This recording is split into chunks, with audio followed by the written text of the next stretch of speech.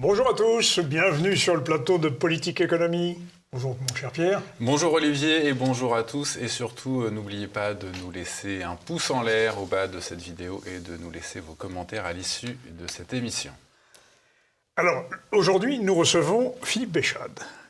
Bonjour Philippe Béchade, bienvenue sur le plateau de Politique Économie, plateau que vous avez déjà honoré de votre présence. Je vais rappeler à nos téléspectateurs qui vous êtes. Vous êtes analyste financier et vous êtes le rédacteur en chef de la chronique Agora.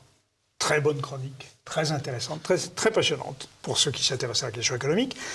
Vous êtes aussi le rédacteur en chef de la Lettre des Affranchis. Et c'est à ce titre d'ailleurs que nos téléspectateurs auront le plaisir de vous retrouver pour une petite chronique mensuelle, n'est-ce pas ? Hebdomadaire, sur les questions économiques. Une chronique de quelques minutes, je crois, de quelques... 5 minutes maximum. On essaie de mettre le maximum d'explications pédagogiques et de sarcasme. Oui, il en faut. Et d'ailleurs, j'ajouterais que vous êtes aussi président des Éconoclastes. J'ai cet honneur. Et vos petits camarades dans cette confrérie tout à fait honorable des Éconoclastes sont Olivier Delamarche, que nos téléspectateurs connaissent bien, Jacques Sapir, qui nous a fait une émission sur la Russie absolument brillante, et tout récemment... On trouve aussi Nicolas Meillan, Jacques Conessa... Jacques Conessa aussi, très bien. Et d'autres encore. Bref, aujourd'hui, nous allons évoquer les bouleversements qui sont en train de se préparer dans la sphère monétaire, car nos téléspectateurs, le public sent très bien qu'il y a quelque chose qui ne va pas de ce côté-là, entre l'inflation, l'émission monétaire, le quantitative easing, bref, un événement monétaire est proche, selon vous, qui est lié évidemment aux élections américaines. Alors, comment peut-on voir ce qui est en train de se préparer? Comment peut-on essayer de comprendre ce qui se prépare? Philippe Béchade. Alors, si on commence par les élections américaines, on va avoir un basculement qui n'est pas du tout exceptionnel, puisqu'on va dire que c'est très rare qu'un président conserve sa majorité dans les deux chambres lors des midterms. Alors les midterms, je rappelle que l'on renouvelle l'ensemble des parlementaires de la Chambre des représentants et un tiers des membres du Sénat. Bon, la majorité démocrate au Sénat étant de 1, il n'y aura pas beaucoup de difficultés pour que ça bascule. Alors qu'est-ce que ça implique? Bon, ça veut dire qu'il y a une cohabitation qui s'instaure entre la Maison-Blanche et le Congrès. Situation, en fait, qui représente pratiquement 50% de la vie politique américaine. C'est-à-dire que 50% du temps, ils sont en cohabitation. Et généralement, pendant ce moment, qui dure 2 ans en général, le président peut plus vraiment faire grand-chose. On va dire que la politique économique est figée. Par contre, pour le géopolitique, ça peut amener des changements. Et là, on comprend tout de suite, effectivement... S'il y avait un changement géopolitique, ça pourrait être, d'une part, peut-être l'incitation de l'Ukraine à négocier quelque chose avec Moscou, et deuxièmement, peut-être une rhétorique moins violente, moins agressive à l'encontre de la Chine. Voilà. Et je pense qu'on mesure mal, parce que ça a été très très peu commenté, développé sur les grandes chaînes de télévision ou les principaux médias mainstream. Mais la décision américaine prise mi-octobre de mettre l'embargo sur les semi-conducteurs les plus performants et interdire à la Chine, aux entreprises chinoises basées en Chine ou travaillant aux États-Unis, d'acheter ces semi-conducteurs, alors ultra fins, puisqu'on parle là du 7 microns, du 5 microns peut-être demain. Donc on veut priver la Chine de l'accès à ce genre de composants, de matériel, pour les empêcher en fait de créer tout simplement des armes de très très haute technologie. Alors, ça me paraît un peu illusoire, puisque les Chinois ont réussi à poser un rover sur Mars et font peut-être faire de la Lune une sorte d'annexe de résidence secondaire chinoise. Mais en tout cas, pour l'armement, les États-Unis considèrent qu'il faut absolument couper tout accès à des éléments de potentielles armes de très haute performance. Oui, mais c'est pas la Malaisie qui fabrique tous ces microprocesseurs. La Malaisie... Alors c'est Taïwan, bien sûr. Taïwan, c'est TSMC, Taïwan Semiconductor, qui est, je dirais pas c'est 50% de l'économie de Taïwan, mais quasiment. Voilà. Ouais. Et c'est tout ce qui manque à la Chine, c'est d'avoir un TSMC. Sinon, après ça, sur le sol américain, vous allez avoir des Qualcomm, vous allez avoir des Intel, mais c'est pas encore des gens qui gravent des semi-conducteurs à 5 microns. Mais le projet existe. Et pour l'instant, les Chinois, eux, on a l'impression qu'ils ne savent pas faire. Ils ont quand même un producteur de semi-conducteurs qui s'appelle SMIC. SMIC, SMIC, ouais. Voilà, et qui peut-être un jour nous surprendra en arrivant à graver en dessous de 5 microns, mais pour l'instant, les Chinois sont très tributaires de ça. Donc, ça a été une des décisions très, très fortes de l'administration Biden. Je ne dis pas Joe Biden, parce que vous comprenez bien que ce n'est pas lui qui dirige le pays, donc c'est l'administration. Et cette administration a pris ces décisions qui ressemble d'ailleurs beaucoup finalement à ce que Trump avait décidé en fait avec les l'aluminium. Pas seulement. Nombreuses exportations chinoises étaient bloquées en contrepartie d'achats chinois compensant finalement ce que les États-Unis étaient en fait contraints d'acheter. C'est pour ça qu'il y a eu cet accord sur les exportations de Shell Oil, de gaz de schiste, de GNL. Oui, voilà. Et ce qui est très drôle, c'est qu'aujourd'hui, la Chine importe ce GNL, ils sont un petit peu obligés, puisque c'est un peu un donnant-donnant pour rééquilibrer le commerce extérieur américain. Et comme ils n'en ont pas besoin, eh ben, ils nous le revendent à l'Europe. Voilà, c'est merveilleux. Donc, alors, les élections vont certainement amener, je ne sais pas si ça sera à la marge ou de façon très manifeste, une évolution, de l'aide à l'Ukraine et des rapports à la Chine qui sont pour l'instant, je pense, vraiment plus conflictuels qu'ils n'ont jamais été. Vraiment. Une évolution, vous dites, avec le rapport avec l'Ukraine dans le sens d'aller vers la paix. Ah bah oui. De rechercher au moins une négociation. Alors le problème, c'est que comme M. Zelensky a déjà déclaré par 3 fois, il n'y aura pas de négociation avec la Russie tant que Poutine sera au pouvoir. Il a signé un décret. Voilà, donc si Poutine vit jusqu'à 91 ans, voilà, ça sera plus long que la guerre du Vietnam. Mais est-ce que M. Zelensky vivra jusqu'à 91 ans à ce rythme ? Il est encore jeune, il a l'air en bonne santé. Voilà, il peut tenir encore 25 ans. Non, mais je ne parlais pas ni de sa santé ni de son âge. Mais... Non, mais j'ai compris, mais c'est pour ça que je vous dis que là... il dépend financièrement en totalité des Occidentaux depuis son élection en 2019 et ceux qui l'avaient précédé depuis 2014, depuis le coup d'État du Maïdan, l'Ukraine était sous perfusion d'argent occidental. Voilà. Et on a les Occidentaux ont déjà énormément versé. Mais c'est rien à côté de ce qui se déverse depuis le début de la guerre. Et le problème, c'est qu'on ne sait pas du tout où part l'argent qu'on déverse. C'est-à-dire qu'on n'a aucun contrôle, on ne sait pas du tout ce qu'on en fait. Et ça, les républicains, je pense, aux États-Unis, pourraient dire on ne va pas déverser de l'argent dans le sable. Il y a un moment, comme ça devient compliqué aujourd'hui avec les taux élevés, etc., d'alourdir la dette du pays, on ne peut pas continuer... d'avancer de l'argent à l'Ukraine, de lui en prêter, et de ne pas savoir où va l'argent des contribuables. Ah, c'est ça. Voilà. Je pense que ça sera une des grandes questions. Question que l'Europe ne se pose pas du tout. Madame van der Leyen vient de renouveler, hier, je crois, un nouveau versement à l'Ukraine, sans aucune consultation non plus du Parlement, que je sache. Alors, pas de consultation du Parlement. Et pas de contrôle de l'usage qui est fait de cet argent. Donc, en sachant que l'Ukraine est l'un des pays les plus corrompus d'Europe. Voilà, et puis qu'on connaît très très bien les réseaux, Donc ça passe évidemment par Panama, ça passe par les grands classiques, les Bahamas, etc. Donc cet argent, comme je dis, on le verse dans le sable avec un large sourire, presque une quasi-allégresse.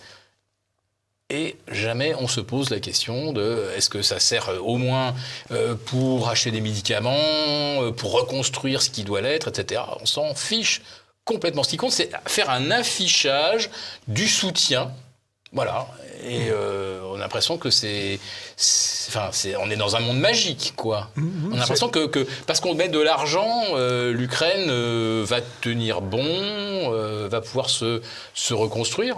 Et si tout cet argent est parti ailleurs...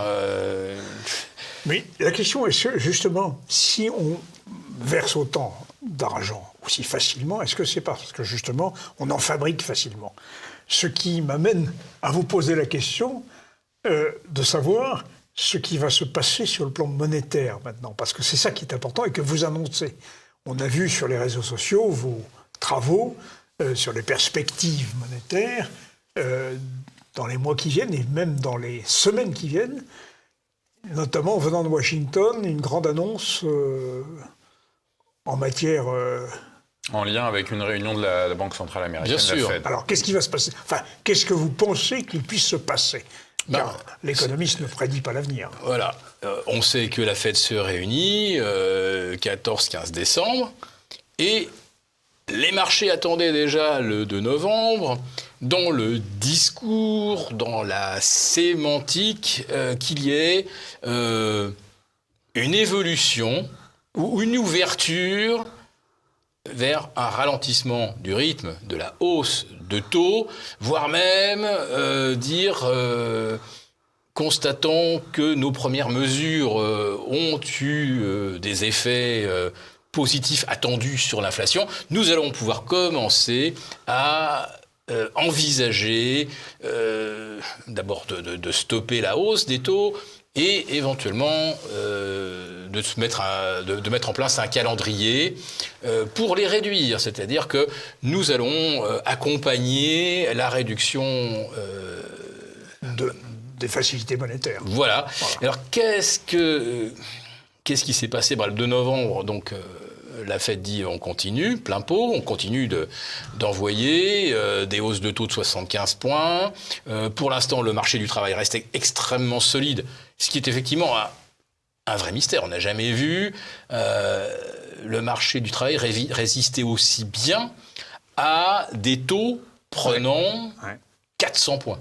Ouais. Alors là, c'est un peu la stupéfaction. Les économistes sont là devant, effectivement, en effet, parce que dans les ce qu'ils appellent un conundrum. On ne sait pas. Dans les années 70, ce n'était pas le cas. Ah bah non, dès qu'il y a eu le choc pétrolier, le choc du coût de l'énergie, immédiatement, ça a terriblement freiné l'économie, ça a mis beaucoup de monde au chômage. On en a mesuré d'ailleurs l'impact entre 74 et 81. Cette montée du chômage, elle était quasi inexorable. Et là, il ne se passe rien. C'est curieux. Voilà. C'est très curieux. Et donc, il y a cette attente dans le discours de la Fed. On a l'impression qu'elle prononce des paroles magiques. Et si elle dit maintenant, nous ralentissons le rythme, alors le marché, d'un seul coup, va se sentir extraordinairement soulagé.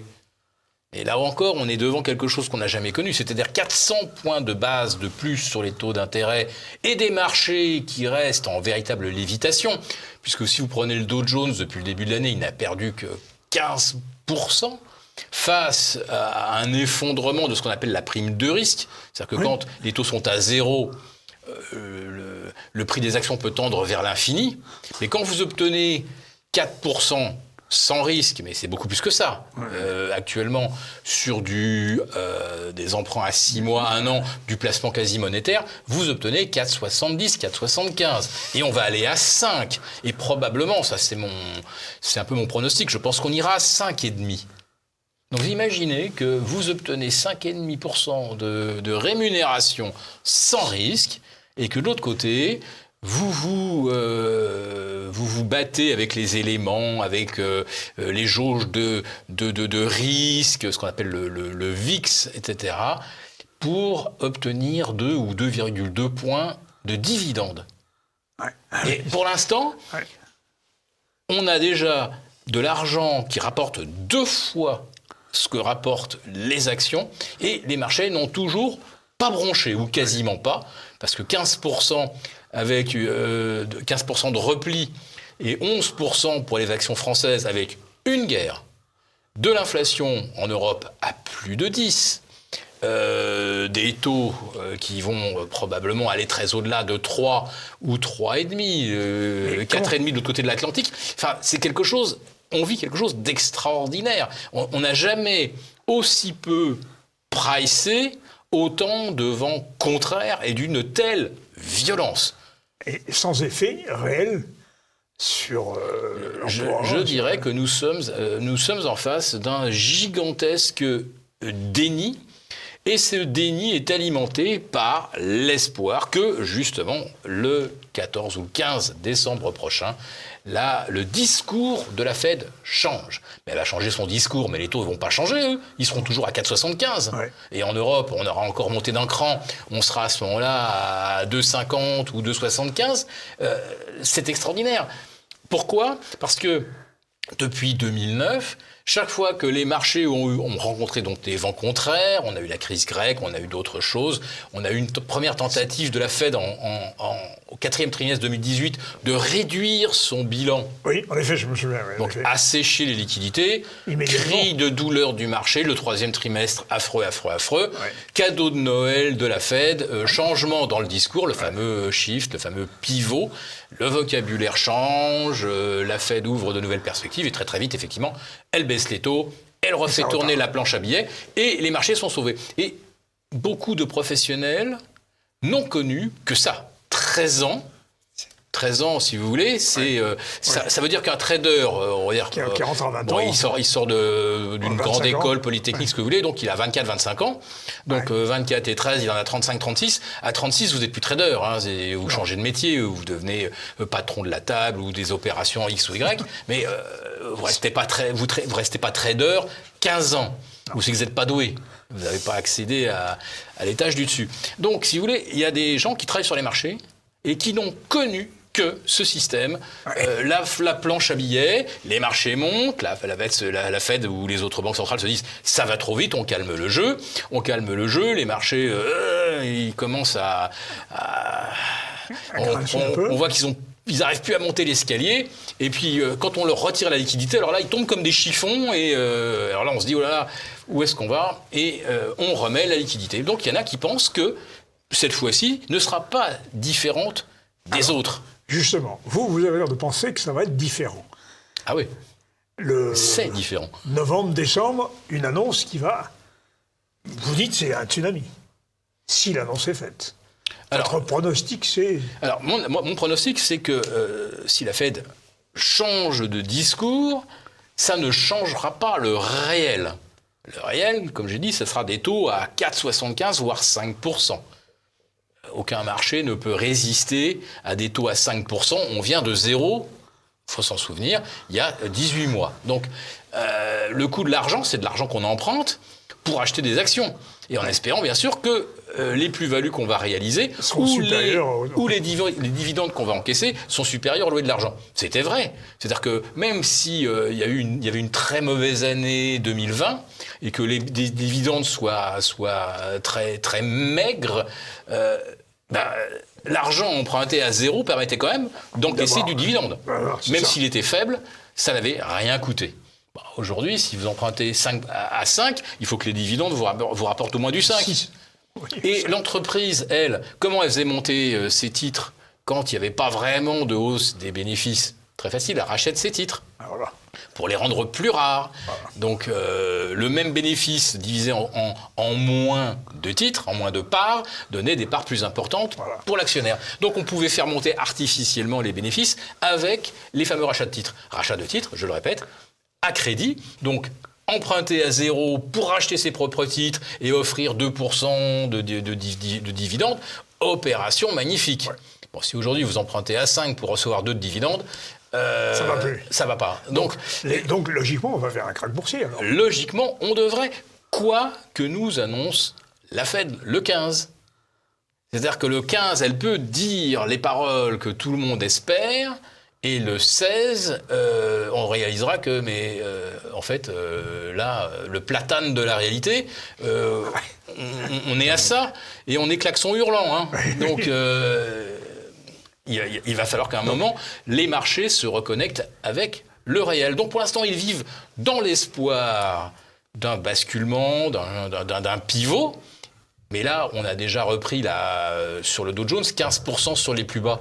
Oui. On a déjà pricé ce tournant, ce changement de langage qui n'est pas arrivé le 2 novembre. Mais on vit déjà dans l'espoir que ça sera le cadeau de Noël du 14-15 décembre. Ça y est, la Fed dira les choses comme le marché veut l'entendre. Mais vous pensez que le Père Noël est une ordure? Je ne suis pas sûr que ça soit une ordure, mais il se pourrait qu'il y en ait plein la hotte des ordures. Oui. Et les ordures, c'est des junk bonds. Oui, pourris. Des obligations pourries.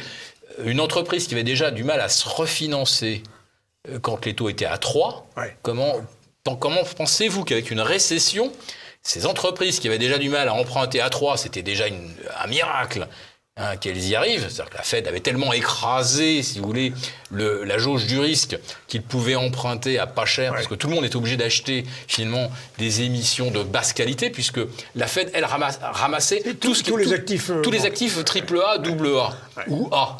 En Europe, ça va même jusqu'à A. Donc, les banques centrales ne laissaient rien d'autre aux gérants de fonds de retraite, à nos alliances, AXA, Generali et autres, ne leur laissaient finalement que de la dette espagnole, portugaise, italienne. Et du triple B, du double B sur les émissions corporate. C'est-à-dire qu'on a forcé les gens à acheter des émissions de très basse qualité, mais c'était déjà un miracle qu'elles arrivent à s'en sortir avec les taux aussi bas qu'on les a vus. Imaginez que maintenant, ils doivent emprunter à 6 ou 7%. Mais ils vont se désintégrer. Donc la hotte du Père Noël, là, elle est pleine de ce genre d'émissions que tout le monde a acheté avec la fourche au creux des reins parce que la Fed vous y obligeait. Mais il y a un moment où l'entreprise va rencontrer la réalité que c'est très difficile de se refinancer quand on ne gagne pas d'argent, quand on a affaire à une récession qui va encore aggraver les choses et que le taux où on va se refinancer, il est insupportable. Et donc cela va amener tout cela, et c'est ce que vous expliquez dans vos travaux, Philippe Béchade, un séisme, et vous l'expliquez avec un abandon de l'argent liquide au profit d'une masse monétaire entièrement électronique. Ah, alors là, on vient de sauter un peu l'épisode. Voilà. Ultimement, c'est ce vers quoi les banques centrales voudraient aller. Il y a une étape intermédiaire qui est que le jour où d'un seul coup, on commence à réaliser qu'on est en récession. On n'a pas connu ça depuis 91. Mais surtout, l'inflation que l'on affronte, on n'a pas connu ça depuis 1974. Donc on a la plus forte inflation depuis 46 ans, ou 47 ans, et on a la plus forte récession depuis 31 ans. Les deux sont mêlés. Mais en 74 ou en 81, il n'y avait pas de guerre. Là, on a en plus de ça une guerre, qui fait que les prix de l'énergie restent élevés. Prix de l'énergie qui reste élevé et contre laquelle la hausse des taux ne peut pas grand-chose. On a besoin de se chauffer l'hiver, clairement. Maintenant, certains pays ont pris l'habitude, au contraire, de se climatiser l'été et ils ne vont pas revenir en arrière là-dessus. Et puis, vous avez l'industrie qui continue d'avoir besoin d'énergie parce qu'on a pris la décision politique d'aller vers une transition écologique qui va coûter des milliers de milliards. On parle en trilliards. Alors sur 15 ou 20 ans, si vous voulez. Mais on est sur de l'ordre de 300 milliards par an pour cette transition énergétique. Et c'est quoi cette transition énergétique ? Ce sont des modes de production de l'énergie décarbonée ou de l'énergie embarquée sur les voitures qui nécessitent des batteries. Et il faut de la batterie partout. au pied des éoliennes pour stocker le courant et le restituer la nuit. Sur les panneaux photovoltaïques, il faut aussi une batterie, puisque la nuit, il faut quand même pouvoir restituer l'énergie, donc on a besoin d'énormes batteries. Et pour toutes les automobiles, il en faut. Donc il va falloir extraire de la croûte terrestre plus de nickel qui n'en a jamais été extrait depuis qu'on extrait du nickel. C'est-à-dire que là, on va dire que la synthèse chimique du nickel, ça remonte à il y a environ 120 ans. Ça fait 120 ans qu'on sait en faire.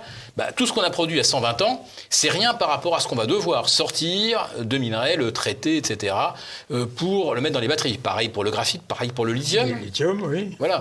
Donc il va falloir, pour le lithium, je sais pas, des quantités, j'ai entendu parler de 30 fois ce qu'on est capable de produire aujourd'hui. Donc tout ça va être extrêmement énergivore, parce que toutes ces matières premières qu'on retrouve dans les batteries, on se coupe pas le tamis, on le fait fondre, et voilà, on met en pailleur. Voilà, tout ça est à traiter chimiquement. Les terres rares sont à traiter chimiquement, thermiquement, il faut le faire fondre, le raffiner, etc. Tout ça est extrêmement énergivore. Voilà. Donc, je ne vois pas comment, entre les 8 milliards d'êtres humains qui ont besoin d'énergie pour faire avancer l'économie, plus cette transition énergétique dont on mesure mal son coût en termes de matières premières et d'énergie pour la transformer, je me dis c'est une vraie dinguerie. On n'a rien prévu. On a juste pondu des véritables arrêtés, des oukases, voilà. Plus de véhicules thermiques en 2035, neutral carbone en 2050. Voilà, c'est comme ça, on l'a dit avec notre bouche, et notre parole magique fait qu'il en sera ainsi. Et donc pour passer aux actes, il va falloir contraindre, passer par la contrainte alors. On est déjà plus ou moins dans la contrainte. Alors, l'étape, donc... Vous voyez bien que... sanitaire...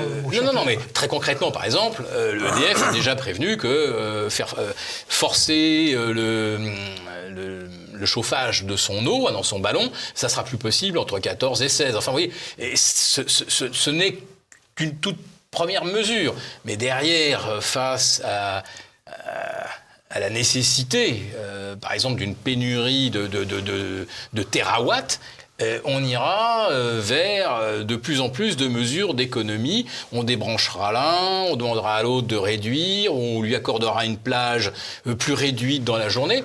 Vous voyez déjà les heures creuses. Ça, c'est un truc, ça aurait dû faire débat. Les heures creuses, c'était 22h, 6h.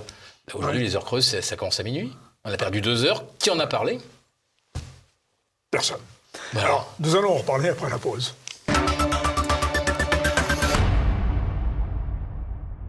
Et on continue notre entretien avec notre invité Philippe Béchade. Philippe Béchade, justement en lien avec ce que vous évoquiez tout à l'heure, à savoir le rendez-vous de la Fed, la Banque centrale américaine. Vous écrivez ceci, je vous cite: « Notre économie pourrait amorcer un changement radical en abandonnant l'argent liquide au profit d'une masse monétaire entièrement électronique. » Et à cela, vous ajoutez: « Les gouvernements auront plus de pouvoir, n'auront jamais eu plus de pouvoir en imposant cette mesure d'une monnaie électronique. » Alors les pouvoirs ne vont pas l'imposer, puisque c'est quelque chose que la Banque centrale indépendante peut d'elle-même décider et rendre, et qu'on dit faire advenir. Voilà.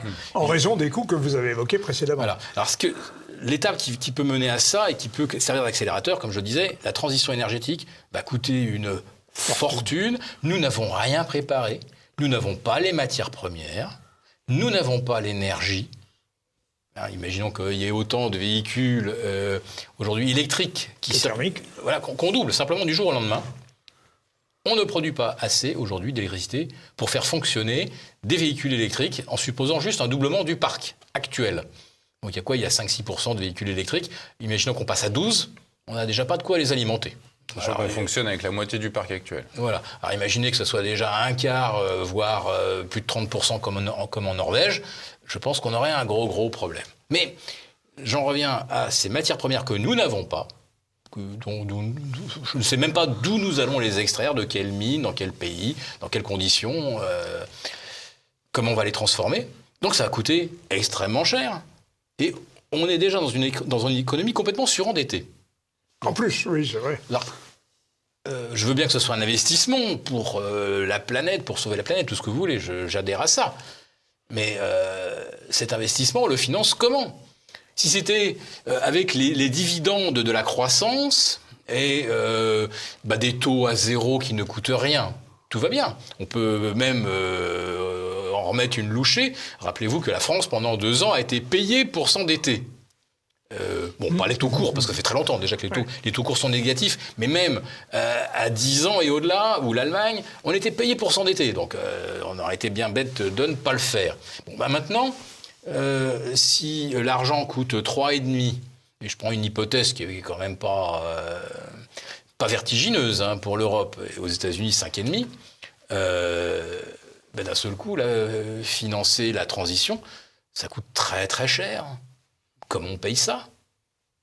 On a le service de la dette qui va devenir quelque chose qui, d'après mes calculs... Combien ?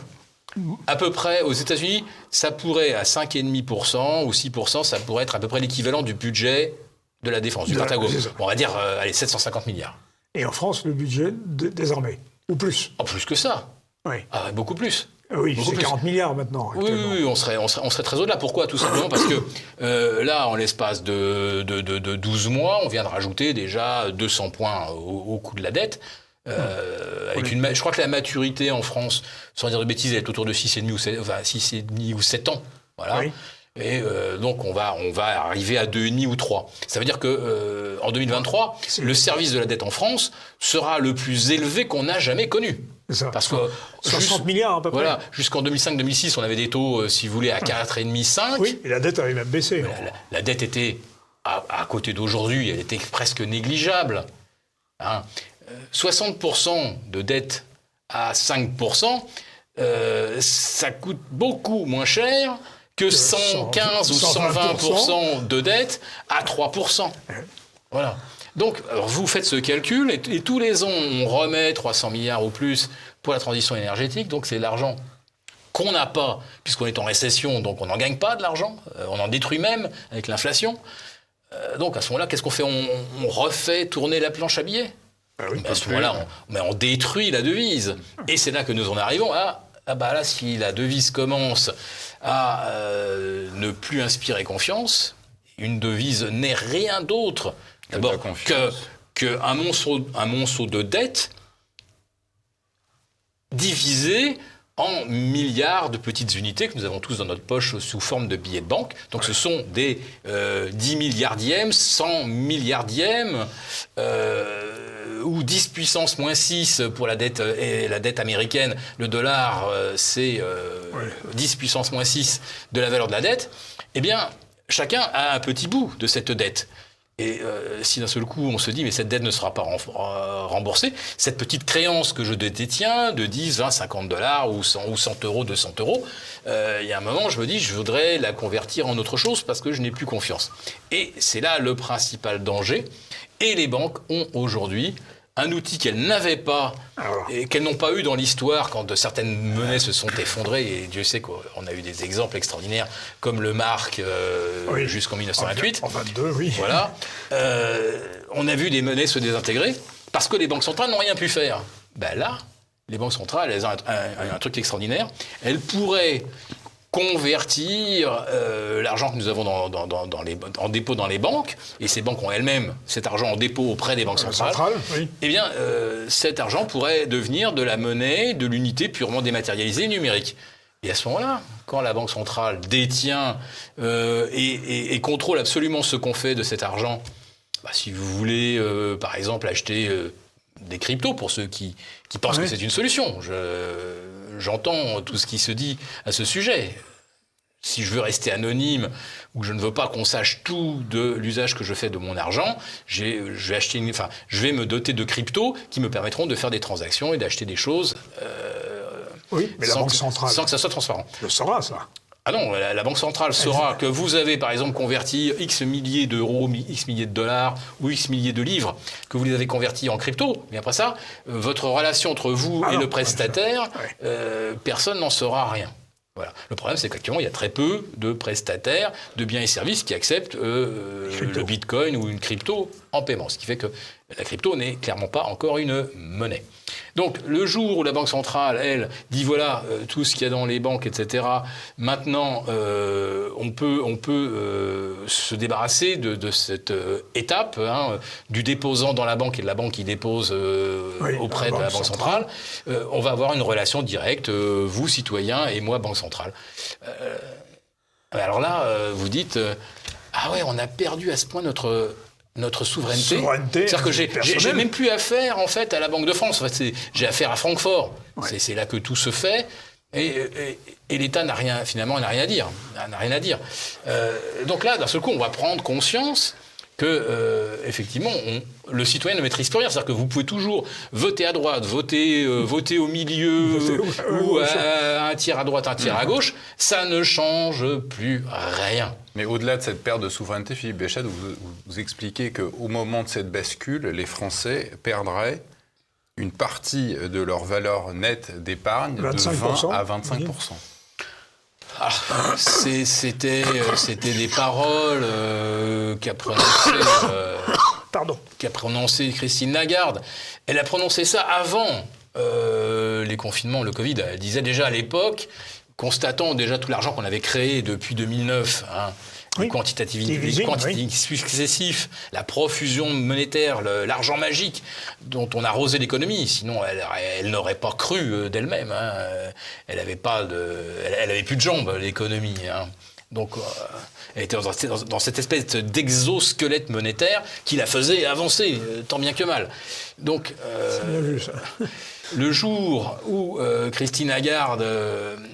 on lui a demandé d'évaluer et finalement, qu'est-ce qu'il faudrait pour que d'un seul coup l'économie remarche sur ses jambes avec sa propre musculature ? Il faudrait qu'on l'allège à l'époque de 20%. C'est-à-dire que l'économie était surendettée de 20%. Aujourd'hui, c'est pas de 20, c'est de 50. Donc là, vous imaginez qu'on ferait un reset à la chypriote sur 50% de l'épargne. C'est pas possible. La dette des uns, c'est l'épargne des autres. Mais bien sûr. Oui, c'est ce qu'il ne faut pas oublier. Voilà. Vous dites, on peut pas répudier la dette. Si vous répudiez la dette, ça veut dire que les retraités n'ont plus rien. Enfin, on a vaporisé les actifs.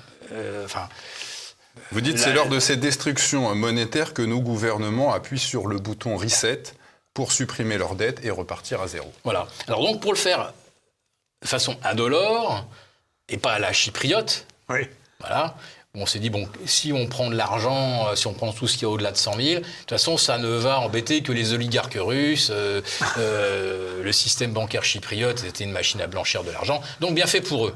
Bon là, si vous faites un reset même de 20%, là, c'est la révolution. Donc, vous ne pouvez pas faire ça. Donc, il y a quelque chose qui est merveilleux, qui permet de diminuer la dette de façon indolore ou quasiment indolore, c'est l'inflation. Alors, c'est indolore si les salaires sont indexés, auquel cas, ce n'est pas les plus petits qui souffrent. Sauf que ce n'est pas le cas. C'est les banques qui souffrent dans un contexte inflationniste, parce qu'elles vont prêter de l'argent, par exemple, en France, à 3%, et vous avez une inflation à 7. Bon, officiellement, elle est à 10-12 dans la vraie vie, mais... Donc, quand vous vous endettez aujourd'hui, finalement, c'est votre banquier qui voit ce que vous lui remboursez perdre de la valeur au fil des ans. Voilà. Donc, il faut s'endetter. Donc, aujourd'hui, oui, à 3%, indubitablement. Oui. Voilà. Mais il se pourrait que demain, on se dise qu'est-ce que vaut vraiment l'euro ? Qu'est-ce que vaut l'euro avec le coût de la récession ? Plus la transition énergétique à financer. Alors moi, je suis très heureux, effectivement, que l'inflation fasse baisser mécaniquement notre dette.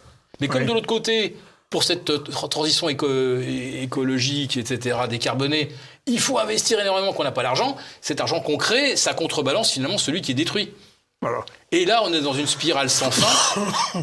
Depuis 2009, en fait, on n'a jamais vu les États se désendetter. Jamais. Non, jamais. Donc ça, jusqu'où on va comme ça ? Et là, le jour où vous vous dites la monnaie ne vaut rien, il arrive ce qui s'est passé au Royaume-Uni, le 28 septembre dernier. Alors, justement, ça va mal du côté de Londres, du côté de l'Angleterre. On voudrait comprendre ce qui se passe. C'est peut-être une façon aussi de nous éclairer. Que s'est-il passé, donc, récemment en Angleterre? La banque d'Angleterre ne pouvait plus faire face aux attaques contre la livre, n'est-ce pas? Elle y a fait face. Mais oui, mais difficilement. Et il a fait face. Ça lui a coûté. Alors en fait, il faut revenir à la raison d'un seul coup de ce krach, puisque ça n'a pas... Enfin, quand vous voyez les émissions souveraines d'un pays perdre 20% en une matinée... C'était quelle date exactement, ça? C'était le 28 septembre. C'est ça, oui, fin septembre. Voilà. Donc quand vous voyez ça, les émissions les plus sûres, c'est-à-dire les émissions à entre 10 et 40 ans, et notamment tout ce qui, en fait, fait office de référence pour l'immobilier, c'est plutôt 20, 25, 30, et même jusqu'à 40 au Royaume-Uni. Donc quand vous voyez ça, ces dettes adossées qui sont les plus sûres et qu'elles perdent 20% dans la matinée, ça veut dire que ces émissions 20, 25, 30 ans, c'est exactement ce qu'on met dans des fonds de retraite. Enfin, la future retraite, ce sont justement ces instruments qui ont une maturité, une duration de 25-30 ans. Donc d'un seul coup, l'argent mis en réserve pour les retraités au Royaume-Uni, ça a perdu 20% une matinée. Donc ça s'appelle tout simplement un krach. La livre sterling valait 109 et quelques heures plus tard se retrouvait à 104 contre $. Voilà. 5% de baisse. Quand vous avez déjà en un trimestre 5% de baisse, vous vous dites que ça va très très mal. Parce que ça veut dire qu'on est sur un rythme de perte de moins 20% dans l'année. Et donc c'est colossal. Mais quand vous les perdez en 2 heures, donc la banque a failli sauter. Mais c'était lié à quoi, ça, monsieur? Eh bien, voilà, on va revenir à cette notion sur laquelle je base mon argumentation, c'est-à-dire que la monnaie, c'est de la confiance. Et d'un seul coup, avec la réforme fiscale présentée par Liz Truss, ceux qui détenaient de la livre se sont dit « mais ils vont jamais nous rembourser, ces gens-là ».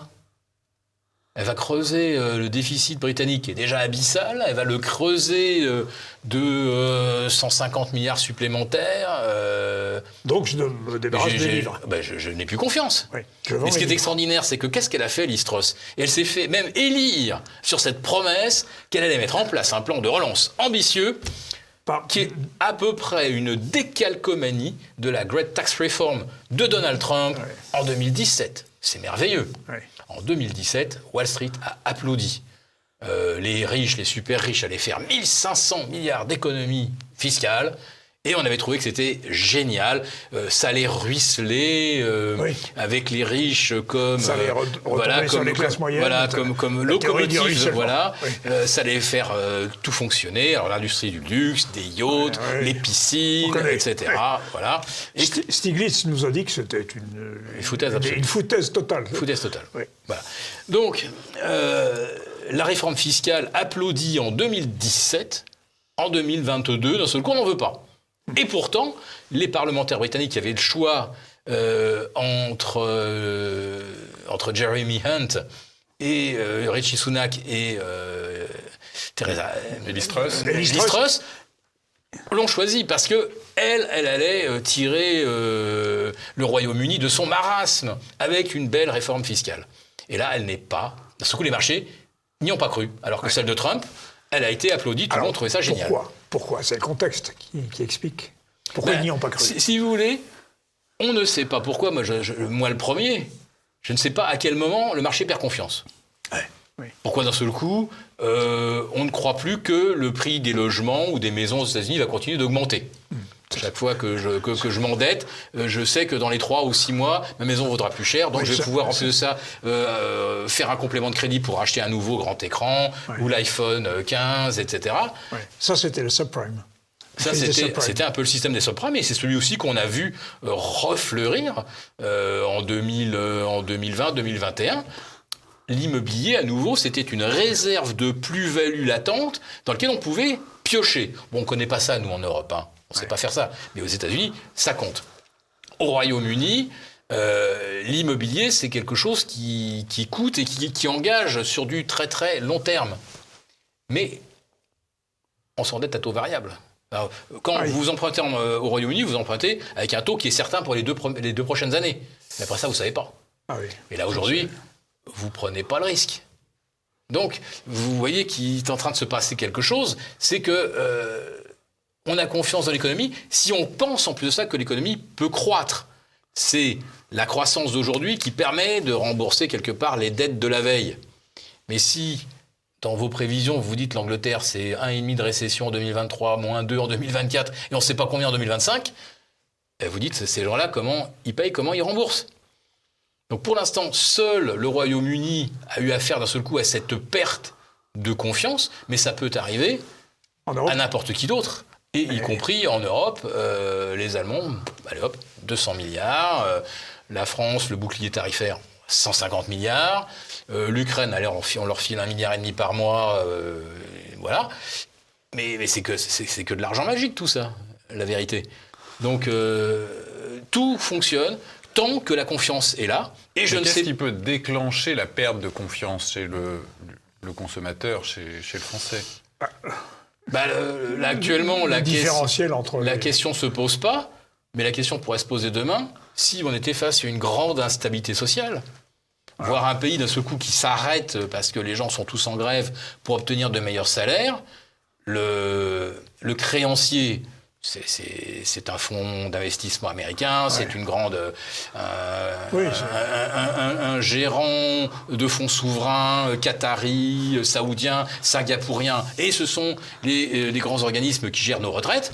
S'ils voient tout le monde dans la rue et le pays qui tourne plus, et à un moment, vous vous dites, oula, je préfère avoir du dollar ou je préfère avoir une autre monnaie. Voilà, il faut qu'il y ait quand même un catalyseur. Mais on ne sait pas à partir de quel moment on perd confiance dans la capacité de l'immobilier à continuer de monter, dans la capacité du marché des actions à continuer de monter, dans la capacité d'une crypto à passer de 20 000 à 60 000 à 100 000. On ne sait pas d'un seul coup, on constate que... Mais là, vous raisonnez comme un professionnel, pas comme le Français moyen qui ne se demandera pas s'il peut avoir confiance dans sa monnaie. Ah, il y a de l'instinct. Alors, qui voudra du dollar quand l'euro vraiment va s'effondrer? Qui se dira, il faut que j'achète du dollar ou est-ce que je peux aller acheter du dollar? Ah bah là, ça sera effectivement des family office, des gens qui ont déjà qui ont du capital un peu réparti dans le monde. Mais par contre, le particulier, lui, qu'est-ce qu'il va faire? Alors lui, il peut pas effectivement appeler son banquier en disant, vous m'achetez, je prends 100 000, vous me mettez un tiers de couronne norvégienne, un tiers de dollar singapourien et vous me mettez le reste en dollars. Bon, évidemment qu'il fait pas ça. Lui, il se dit, aïe, là, c'est en train de déraper. Je vois en plus de ça les rayons de mon supermarché qui commencent à se vider de telle catégorie de produits. Je vais vite aller en acheter avant que ça prenne 20% de plus. Voilà. Les pâtes, elles ont pris 20%. Et je vois bien qu'au rythme où ça va, ça pourrait en prendre 20 de plus. Oui, c'est la fuite devant la monnaie. Le particulier, lui, va pas aller vers le dollar, va pas aller vers la couronne norvégienne. Il va aller vers du produit tangible. Ouais. Oui, comme de la nourriture ou de l'or. Oui, pour ceux qui ont les moyens d'acheter de l'or. Ouais. Non, voilà. Acheter des nouilles. Mais il est arrivé, je pense, au printemps 2021 et été 2021, il est arrivé ce mouvement de bascule où ceux qui avaient énormément d'argent dans les marchés, sous forme d'actions, sous forme d'obligations, et notamment ces fameux junk bonds, puisque on vous obligeait à en acheter, donc vous en achetiez. Et puis à un moment, vous vous dites... peut-être que je ferais bien, par prudence, de diversifier et d'aller vers quelque chose de réel. Et c'est là que le prix du pétrole, des matières premières, a commencé à réellement augmenter. Ce n'est pas du tout le déclenchement de la guerre le 24 février. Quand la guerre arrive le 24 février 2022, le gaz a déjà doublé, le prix du pétrole est déjà à $90, et le nickel, le cuivre sont déjà à des niveaux stratosphériques. Donc on est passé des obligations pourries aux matières premières. Et bien, à un moment, ces gens-là se sont dit, à partir du moment où on se dit, est-ce qu'il y a encore de l'upside? Est-ce que j'ai encore un espoir de gain sur mes junk bonds? Voilà. J'en ai acheté, on va dire, pour une valeur nominale de 100. Aujourd'hui, j'ai 105. Est-ce que je peux encore espérer qu'avec des injections monétaires, ce qui vaut 105 vaudra 106 ou 107 demain? À partir du moment où vous commencez à douter de ça, vous vous dites, c'est fini. Ça y est. J'ai mon potentiel maximum de gain, ça y est, je l'ai réalisé sur les actions. Le Dow Jones à 40 000, on se dit d'un seul coup, ou le CAC à 7 000, ça y est, on est arrivé au maximum du gain qu'on pouvait espérer. Donc, on commence à chercher autre chose. Et cette bascule, c'est déjà faite bien en amont de la période critique où on nous expliquait que c'était l'inflation de Poutine, etc. Ce coup, voilà, on pouvait en parler de l'inflation. Puis on pouvait vous dire, le gaz, il est là parce que, ou l'électricité vient de flamber parce que, mais non, le kilowatt avait déjà atteint des niveaux incroyables à l'automne 2021, en France. Oui, oui. Et il bondissait sur le marché, on a un marché à terme en France qui s'appelle l'EPEX, sur lequel les entreprises et les producteurs d'énergie vont pouvoir conclure des contrats d'approvisionnement à un prix prédéterminé dans le futur. Pour un certain chaque fois qu'EDF annonçait la fermeture d'un réacteur, de 2 réacteurs, d'une tranche entière pour cause de maintenance, corrosion, où l'eau qu'on rejette est trop chaude. Donc on nous demande de baisser. Donc on ferme un réacteur sur 2 parce que sinon l'eau ressort à 35 degrés et ça devient un jacuzzi. Ou parce que Fessenheim est trop près de la frontière allemande. Ce que vous voulez. Donc chaque fois qu'il y avait l'annonce de la fermeture d'un réacteur, on a vu le mégawatt, le gigawatt et le terawatt. Parce que là, EDF a été contraint de céder 120 terawatts à ses concurrents qui ne produisent pas d'énergie. Qui n'en produisent pas. Donc on a créé des concurrents ex nihilo, qui étaient simplement des gens là qui vous facturaient une différence. Voilà, la différence entre... C'est ce que nous avait démontré Loïc Le Floch-Préjean à cette place. Absolument. Il nous avait expliqué tout cela. Voilà. Donc le basculement vers des actifs réels ou vers quelque chose qui a une vraie utilité, qui n'est pas quelque chose de dormant ou dans une autre dimension, c'est-à-dire les actifs virtuels. À partir du moment où on a commencé à acheter des actifs tangibles, l'inflation était déjà, comme on dit, elle était déjà sortie du tube dès le mois de juin 2021. Voilà. C'est là que les choses se sont faites. Alors, je reviens, moi, à notre consommateur qui, tout à l'heure, Pierre, achetait des pâtes. Si on lui supprime le cash, comme c'est dans l'intention des banques centrales, qu'est-ce qu'il va faire ? Il va acheter en monnaie numérique ? Est-ce qu'il va... Lui, il n'aura pas le choix, puisque c'est tout ce qu'il aura.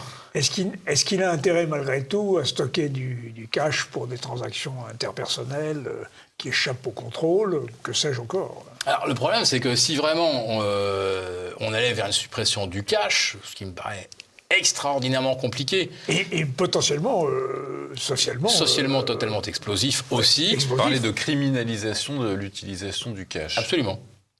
Quand vous voyez que vous ne pouvez plus faire une dépense de 1 000 euros sans devoir justifier ce que vous faites de votre argent, c'est incroyable. Et vous avez vu, je crois que c'est aux Pays-Bas, une je sais pas, secrétaire d'État qui voudrait qu'on obtienne la justification de toute dépense de l'équivalent de 100 euros. Oui, Stéphane. Bon, alors là, on rigolait parce qu'il y a un mois, 100 euros, c'était même pas le prix d'un plein, avec du gasoil à 2,60 le litre. Oui. Non, c'est un délire. Donc, il y a des gens qui ont ce délire de vouloir absolument tout contrôler. J'ai fait une petite expérience que je vous raconte. J'ai vendu une épave d'un petit tracteur Renault des années 60, vintage. Vous savez, ces petits tracteurs orange. Je l'ai vendu à un mécanicien qui me l'a payé en liquide. Je l'ai déposé à ma banque qui m'a demandé le justificatif. C'est quand même invraisemblable. Il a fallu que je produise l'acte de vente du tracteur, qui était une épave, auprès de ma banque. Enfin, dans quel monde on vit ? Là, il est clair que quand on touche du cash aujourd'hui, il ne faut pas aller le déposer en banque. Oui, voilà. J'ai fait cette erreur. Je faisais confiance à mon banquier. Voilà.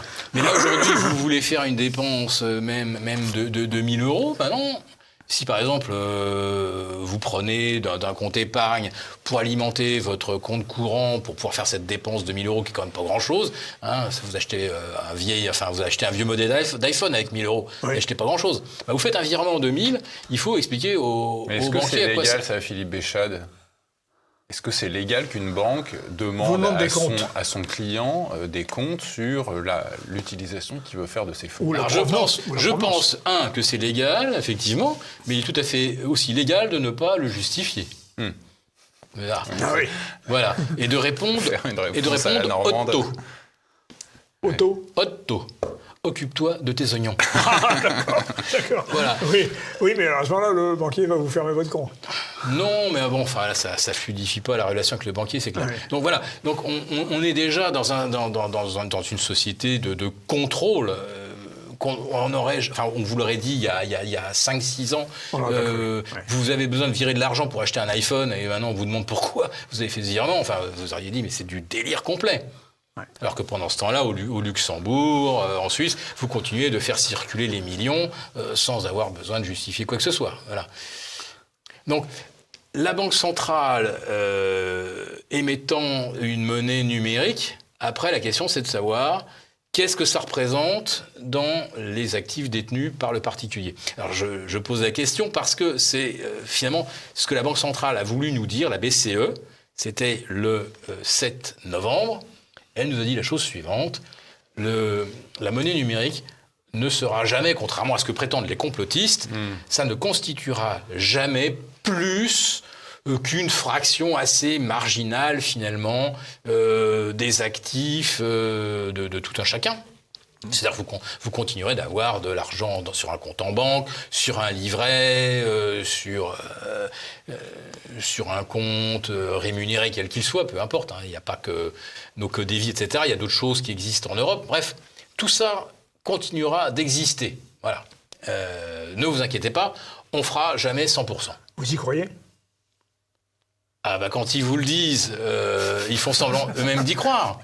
Mais le jour où on se retrouve dans un scénario type livre sterling qui perd 5% dans la matinée, là ils diront « Ah, excusez, mais là, vu l'urgence de la situation, on est obligé de changer les règles du jeu. » Donc là, d'un seul coup, vous ne pouvez plus convertir ce que vous avez de même sur votre compte en banque. Tout ça, c'est gelé. Et temporairement, le temps que le système se calme, qu'on retrouve tous nos esprits, etc., on habillera ça évidemment avec des termes très élégants, très rassurants. En attendant que tout le monde se calme, pour l'instant, on passe en 100% numérique. Nous en avons le contrôle. Vous pouvez tirer 500 € par semaine, tout va bien. Mais par contre, votre argent, vous ne pouvez plus, absolument plus, le convertir ni en dollars, ni en rien, ni en or, ni en argent. Voilà. Et la Banque centrale aussi aura accès à toutes les informations sur ce qu'on dépense et il n'y aura plus de l'anonymat sur la dépense, quoi. Absolument. Et donc là, elle saura exactement qu'est-ce que vous consommez, même en alcool, en allant chez votre caviste favori. Elle saura si vous avez le démon du jeu, etc. etc. Donc, Ah oui. Et elle saura si vous achetez de l'essence en période de pénurie. Elle pourra éventuellement vous dire stop. Par exemple, on pourra vous fixer un quota. Vous avez le droit, compte tenu du nombre de kilomètres que vous avez déclaré pour aller à votre travail, ce qui est le cas de 70 ou 80% des provinciaux, ils ont besoin de leur voiture pour aller travailler. On dira, bon voilà, vous nous annoncez... allez, 300 km par semaine, allez, vous nous annoncez 1200 km dans le mois, vous avez un quota, vous pouvez aller jusqu'à du carburant équivalent 1500 km. Voilà, c'est tout à fait ce qu'on peut envisager. Mais moi, ce dont j'ai peur, c'est que dans une situation extrême comme ce qui s'est passé au Royaume-Uni, ce qui était temporaire, c'est-à-dire que la Banque centrale elle est intervenue, elle a mis 80 milliards sur la table, ou 70 ou 80, et voilà, elle a racheté toutes les émissions obligataires qui étaient en train de plonger. Donc ceux qui les avaient achetées au plus bas, ils ont fait une affaire fantastique, bien sûr. Elle l'a fait parce qu'elle le pouvait. Elle le pouvait. Mais elle le pouvait, mais il ne fallait pas que ça traîne. D'ailleurs, c'est pour ça qu'elle avait dit « Je vais soutenir », je ne sais plus si c'était jusqu'au 25 octobre, enfin peu importe, mais c'est-à-dire qu'entre le moment où elle est intervenue et le moment où elle a dit « Je cesserai d'intervenir », elle a dit 10 jours. Pourquoi ? Parce que au bout de ces 10 jours, il ne lui serait plus resté que 10 jours de réserve de change. Ah, c'est ça. Donc elle aurait pu faire un deuxième coup, mais c'était le dernier. Ah oui. Voilà. Plus de réserve de change ensuite. Ah oui, après, pour défendre la livre, là, elle s'est gardée 10 jours, mais elle pouvait pas aller beaucoup plus loin. Eh bien. Ça fonctionnait, donc la livre est sauvée, tout est remonté. Mais imaginons que on soit allé vers une sorte d'apocalypse. Si la Banque centrale d'Angleterre avait eu à sa disposition un outil numérique, là, elle pouvait tout geler. C'est ça. Dire voilà. Voilà, on fabrique de la monnaie. Non, c'est... d'abord, on arrête les marchés, vous ne pouvez plus le vendre à découvert. Donc on sait que c'est possible à l'avenir, quoi.